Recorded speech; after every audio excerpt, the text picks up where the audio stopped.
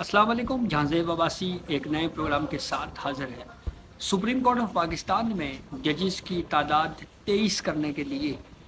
जो मुजवज़ा कानून है, इस मामले के ऊपर अब तक की क्या क्या थ्योरियाँ पेश की गई इस मामले के ऊपर मुखालफत में, और कौन कौन से ऐसे सवालात उठाए गए हैं, और उन सवालात का जो ज़मीनी हक़ाइक़ है उनके तहत जायज़ा लेते हैं। और उसके साथ साथ आपको कुछ फैक्चुअली चीज़ें बताएंगे जो माजी में और अब में क्या फ़र्क है, और इस लेजिस्लेशन की ज़रूरत के ऊपर तो एक ऑलरेडी मैं वीडियो कर चुका हूँ कि जो पेंडिंग केसेस के हवाले से जो इस वक्त जुडिशरी का हाल है, वो एक ज़ाहिरी बात है, वो एक अलग पहलू है। लेकिन जिस तरह से ये क्रिटिसाइज़ किया जा रहा है कि इसका मकसद चीफ जस्टिस ऑफ पाकिस्तान काजी फ़ाइज़ ईसा को कोई मेजॉरिटी फराहम करना है, या ताकि कोई कल कोई अगर इशू हो जाए तो उसके ऊपर चीफ जस्टिस ऑफ पाकिस्तान काजी फ़ाइज़ ईसा के पास अक्सरियत हो, ये आर्ग्यूमेंट किस हद तक मजबूत है, इसके ऊपर डिस्कशन करेंगे। तो तफसीलात में जाने से पहले एक रिक्वेस्ट आपसे हमारी ये ज़रूर है कि हमारा चैनल सब्सक्राइब कर लें, ताकि नए आने वाली वीडियो या अपडेट आपको बर वक्त मिल सके। एक कमेंट मैं ज़रूर करना चाहूँगा कि बहुत से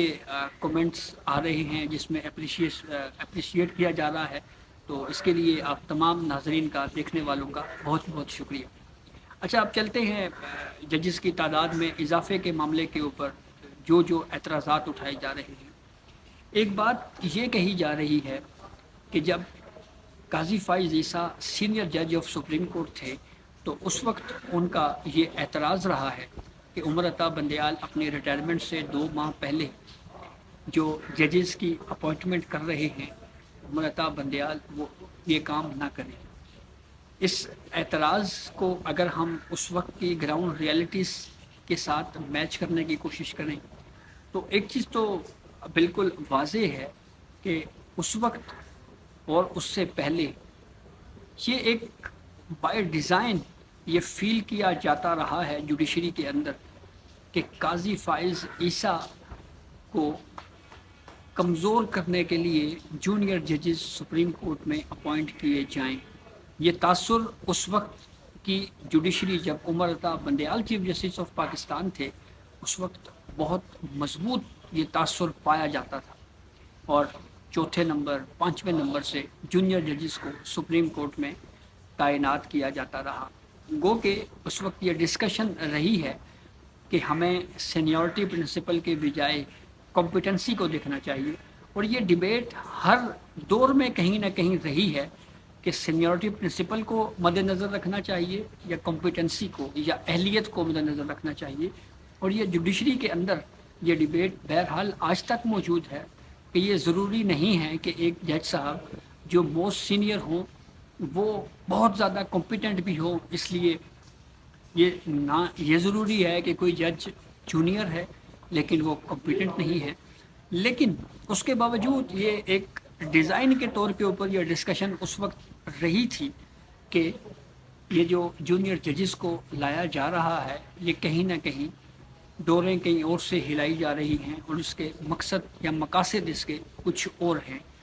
वो बात कहीं ना कहीं आगे चलकर मेरे ख्याल में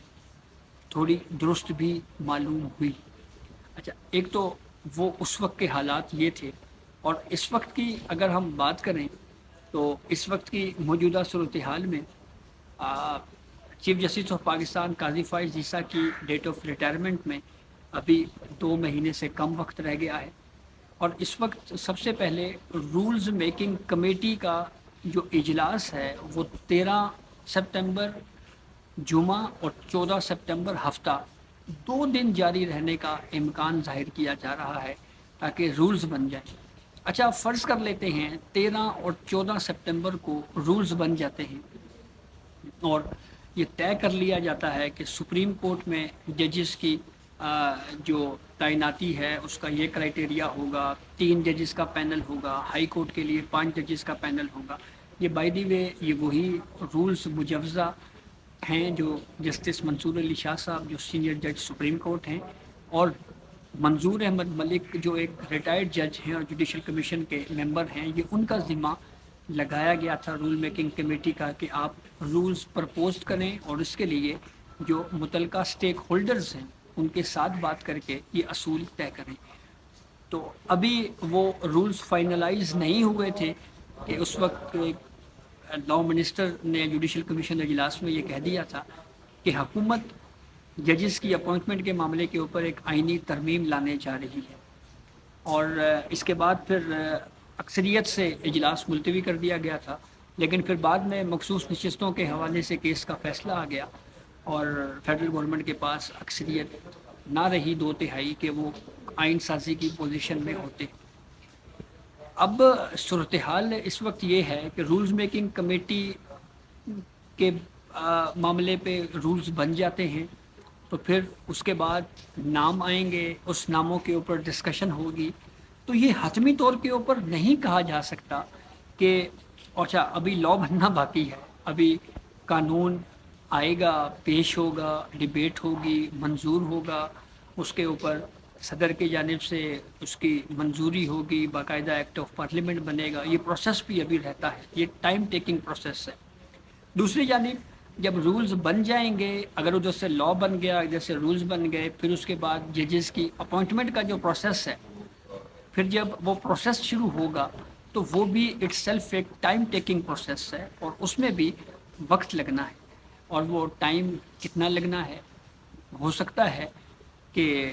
نئے چیف جسٹس ہی ججز جو نئے 6 ججز ہیں ان کو اپوائنٹ کریں، تو یہ قبل از وقت یہ آرگومنٹ بلڈ کر لینا کہ یہ چیف جسٹس قاضی فائز عیسیٰ کے لیے سب کچھ کیا جا رہا ہے، یہ میرے خیال میں اس وقت کافی ویک یہ ہمیں آرگومنٹ معلوم ہوتا ہے۔ دوسری اہم بات یہ ایک بات کی جا رہی ہے جی کہ مخصوص نشستوں کے حوالے سے کیس جو ہے اس کا فیصلہ ریویو میں تبدیل کرنے کے لیے یہ 6 ججز لائے جا رہے ہیں، تو اس کے لیے بھی قانون طے شدہ ہے، اصول طے شدہ ہے کہ جو ججز مین کیس سنتے ہیں ریویو میں وہی ججز اس کیس کو سنتے ہیں، پھر ایک یہ رائے دی جا رہی ہے یا ایک اوپینین دیا جا رہا ہے پی ٹی آئی کے حلقوں کی طرف سے یا وکلاء کی جانب سے، یہ بات کہی جا رہی ہے کہ کوئی کانسٹیٹیوشنل کرائسس یا کوئی کانسٹیٹیوشنل امینڈمنٹ اگر سپریم کورٹ میں چیلنج ہو گئی تو اس وقت پھر کوئی ہم خیال ججز کا بینچ بنا دیا جائے گا۔ یہ آرگومنٹ اس لیے بھی ہمیں درست معلوم نہیں ہوتا کہ کم از کم 2 مواقعوں کے اوپر ہم دیکھ چکے ہیں کہ پریکٹس اینڈ پروسیجر کمیٹی میں پریکٹیکلی قاضی فائز عیسیٰ صاحب کے پاس اب میجورٹی نہیں ہے۔ اب کوئی آئینی ترمیم یا کوئی کانسٹیٹیوشنل کرائسس اگر کھڑا ہو جاتا ہے، کوئی بہت بڑا کوئی ایسا ایشو بن جاتا ہے جس کو سپریم کورٹ میں آرٹیکل 184(3) میں چیلنج کر دیا جاتا ہے، تو یہ ازیوم کر لیں کہ اس وقت لاء بن گیا کہ 6 ججز مزید لگائے جائیں، 6 ججز آ بھی گئے، تو سب سے پہلے آرٹیکل 184(3) کی جو پٹیشن ہے وہ کمیٹی میں جانی ہے، اور کمیٹی میں چیف جسٹس آف پاکستان قاضی فائز عیسیٰ ہیں، جسٹس منصور علی شاہ ہیں اور جسٹس منیب اختر ہیں۔ 2 ایونٹس آپ کو گنواتے ہیں جس میں چیف جسٹس قاضی فائز عیسیٰ صاحب نے کہا جی کہ یہ بینچ یہ ہونا چاہیے اور وہ بینچ نہیں بن سکا۔ پہلے معاملے کے اوپر جب مخصوص نشستوں کے کیس کا فیصلہ آیا اور پھر مسلم لیگ نون نے اس کے اوپر ریویو فائل کیا تو رجسٹرار آفس نے نوٹ لکھا جی کہ لاء ہے کہ 15 دن میں آپ اس معاملے کے اوپر جو ہے وہ آپ نے ریویو سننا ہے، تو اس پہ پھر کمیٹی کا اجلاس بلانے کے لیے معاملہ کمیٹی کو بھیجا گیا۔ 3 رکنی کمیٹی چیف جسٹس قاضی فائز عیسیٰ، جسٹس منیب اختر، جسٹس منصور علی شاہ بیٹھے۔ چیف جسٹس قاضی فائز عیسیٰ نے کہا جی کہ ہمیں اس ریویو کو ودن 15 ڈیز ودن طے شدہ ٹائم اس ریویو کو سننا چاہیے، لیکن جسٹس منیب صاحب کی اور جسٹس منصور علی شاہ صاحب کا یہ ویو تھا کہ ابھی ڈیٹیل ریزننگ آنا باقی ہیں، ججز سارے دستیاب نہیں ہیں، کچھ ججز ٹریول کر رہے ہیں، تو اس لیے مناسب ہے کہ یہ گرمیوں کی چھٹیوں کے بعد ریویو لگایا جائے۔ وہاں پہ چیف جسٹس قاضی فائز عیسیٰ کے پاس اکثریت نہیں تھی، اور چیف جسٹس آف پاکستان قاضی فائز عیسیٰ کی رائے جو ہے وہ اقلیت میں ہوئی، اور اکثریت کے فیصلے کی وجہ سے مسلم لیگ نون کا مخصوص نشستوں کے حوالے سے جو ریویو ہے وہ سماعت کے لیے مقرر نہ ہو سکا، تو پریکٹس اینڈ پروسیجر کمیٹی کی وجہ سے تو یہ ہوا تھا۔ اب اسی طرح سے ارشد شریف قتل کے اوپر جو سپریم کورٹ نے سو موٹو لیا تھا، اس پہ چیف جسٹس قاضی فائز عیسیٰ کی یہ رائے تھی کہ جسٹس منصور علی شاہ کی سربراہی میں 3 رکنی بینچ اس کیس کو سنے، کیونکہ اس کیس میں کوئی آئینی یا قانونی تشریح کا کوشچن نہیں ہے۔ لیکن جسٹس منصور علی شاہ اور جسٹس منیب اختر صاحب کی یہ رائے تھی کہ پہلے یہ کیس 5 رکنی بینچ سن چکا ہے، اس لیے 5 ججوں کو ہی یہ کیس سننا چاہیے۔ انہوں نے اپنے نام انہوں نے تجویز کیے اور پھر وہ میجورٹی میں تھے، اور 5 رکنی بینچ اور وہ بھی چھٹیوں کے بعد اب اس کیس کی سماعت کرے گا۔ وہاں پہ چیف جسٹس قاضی فائز عیسیٰ اقلیت میں رہ گئے۔ اب یہ 2 مثالیں بیان کرنے کا مقصد یہ ہے کہ کل اگر کوئی کانسٹیٹیوشنل کرائسس آ جاتا ہے یا کوئی کانسٹیٹیوشن امینڈمنٹ سپریم کورٹ میں چیلنج ہوتی ہے تو وہ آرٹیکل 184(3) کے تحت چیلنج ہوگی۔ تو آرٹیکل 184(3) کے تحت جب کوئی پٹیشن سپریم کورٹ میں آتی ہے تو وہ کتنے رکنی بینچ نے سننی ہے، یہ فیصلہ پریکٹس اینڈ پروسیجر کمیٹی نے کرنا ہے، اور وہ اس 3 رکنی کمیٹی میں قاضی فائز عیسیٰ، منیب اختر، منصور علی شاہ ہیں۔ تو یہ بات بھی ہمیں لاجیکلی درست معلوم نہیں ہوتی کہ کسی بہت بڑی تیاری کے لیے کسی منصوبے کے تحت جو ہے وہ کچھ کیا جا رہا ہے۔ یہ بڑے ویک آرگیومنٹس جو ہیں وہ ہمیں معلوم ہوتے ہیں، جس کے اوپر اس وقت پاکستان تحریک انصاف یا ان کے